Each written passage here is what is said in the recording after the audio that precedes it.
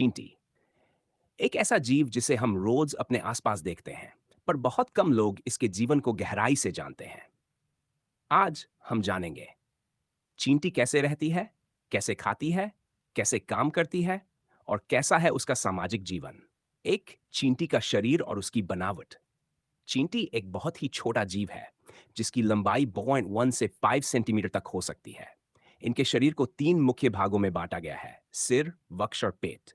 इनके सिर पर दो एंटीना होते हैं जो स्पर्श, गंध और संचार के लिए काम आते हैं। उनकी आंखें कंपाउंड होती हैं, यानी हजारों लेंस से बनी होती हैं, जिससे वे कई दिशाओं में देख सकती हैं। दो चींटी की प्रजातियां। दुनिया भर में लगभग 12,000 से अधिक प्रजातियां पाई जाती हैं। भारत में भी कई तरह की चींटियां पाई जाती हैं, जैसे कि काली चींटी, लाल चींटी, लकड़ी की चींटी और चीनी चींटी। हर प्रजाति का जीवन तरीका थोड़ा अलग हो सकता है, लेकिन इनका सामाजिक ढांचा लगभग एक जैसा ही होता है। तीन चींटी का सामाजिक जीवन।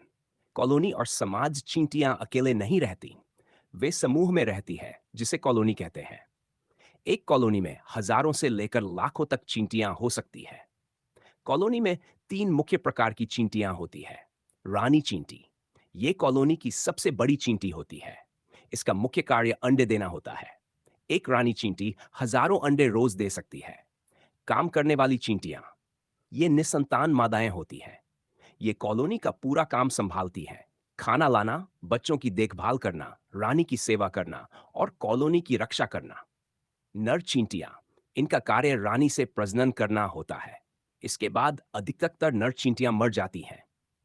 चींटी का घोंसला कहाँ और कैसे बनती है?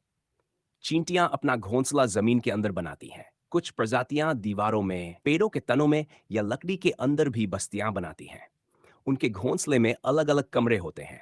एक कमरे में अंडे, एक में भोजन और एक में रानी। उनके घोंसले इतने जटिल होते हैं कि वो एक छोटा सा शहर लग सकता है, जिसमें सुरंगें, रास्ते और विश्राम स्थल होते हैं। चींटी का खाना। क्या खाती है चींटी? चींटियां सर्वाहारी होती हैं।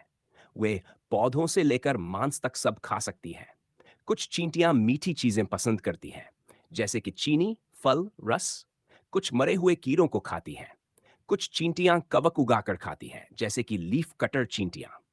चींटियां एक दूसरे को खाना भी खिलाती हैं, जिसे ट्रोफालैक्सिस कहा जाता है। चींटी का संचार। चींटियां एक दूसरे से बात नहीं करती, लेकिन फिर भी उनका संचार बहुत सशक्त होता है। वे फेरोमोन नामक रसायन का उपयोग करती हैं। जब एक चींटी भोजन खोजती है, तो वह रास्ते में फेरोमोन छोड़ती है, जिससे बाकी चींटियां उस रास्ते को पहचान लेती हैं। अगर कोई खतरा होता है, तो चींटी अलग फेरोमोन छोड़ती है, जो खतरे का संकेत देता है। 7 चींटी का जीवन चक्र। चींटी का जीवन चक्र 4 चरणों में होता है: अंडा, लार्वा, प्यूपा और वयस्क। एक अंडा लगभग 1 से 2 सप्ताह में लार्वा बनता है। फिर लार्वा भोजन खाकर बड़ा होता है और प्यूपा अवस्था में चला जाता है। अंत में वह एक पूर्ण चींटी बनकर बाहर आता है। 8 चींटी की ताकत और विशेषताएं। चींटी अपने शरीर के वजन से 50 गुना ज्यादा वजन उठा सकती है। चींटी के पास बहुत तीव्र सूंघने की शक्ति होती है।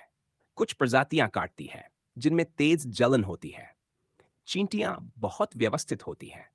हर चींटी का काम तय होता है और वे उसी में लगी रहती। 9 मौसम और चींटी। गर्मी और बरसात के मौसम में चींटियां सबसे ज्यादा सक्रिय रहती हैं। सर्दियों में कुछ प्रजातियां सुस्त हो जाती हैं या बिल में चली जाती हैं।